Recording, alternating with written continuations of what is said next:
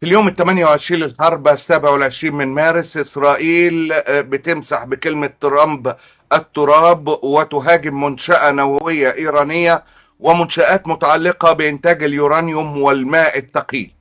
وإيران بترد فورا بتحذير لكل منشآت الصلب الكبرى في الخليج اللي بمشاركة أمريكية، حددتهم بالاسم منشأة، وطلبت المدنيين بإخلاءها فورا لأنها سترد على ذلك الاستهداف.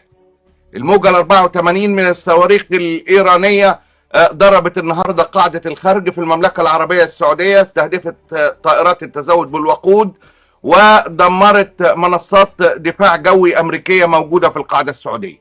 أيضا استهدفت قاعدة مبارك في الكويت بعد عودة القوات الأمريكية لاستخدام قاعدة مبارك كقاعدة بديلة للقاعدة الرئيسة. كنا تابعنا انه التقارير الامريكيه اللي خرجت بان الجنود والضباط سابوا القواعد نتيجه تدميرها في الخليج وبيشتغلوا من اماكن بديله.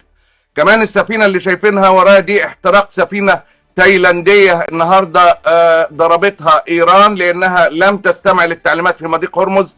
البعض بيتحدث ان في ملكيه اماراتيه وان الطاقم اللي عليها مصريين، لكن لم يصدر بيان رسمي بذلك. المعلومه الاكيده انها سفينه تايلاندية. ترامب مستاء جدا من تصريح رئيس ألمانيا بأن الحرب دي مش بتاعتهم، قال له كانت أوكرانيا هي حربي، ما أنا حاربت فيها برضو. عموما كلمتك قالت ومش هتتمسح. الحوثيون أيضا يستعدون لإصدار بيان عسكري مهم. هل دي الخطوة الجديدة؟ باب المندب مناوشات مع مضيق هرمز مع اقتراب وصول القوات الأمريكية. عموما سنتابع ماذا سيحدث في الساعات المقبلة. أهلا بكم في مع معتز. الله غالب.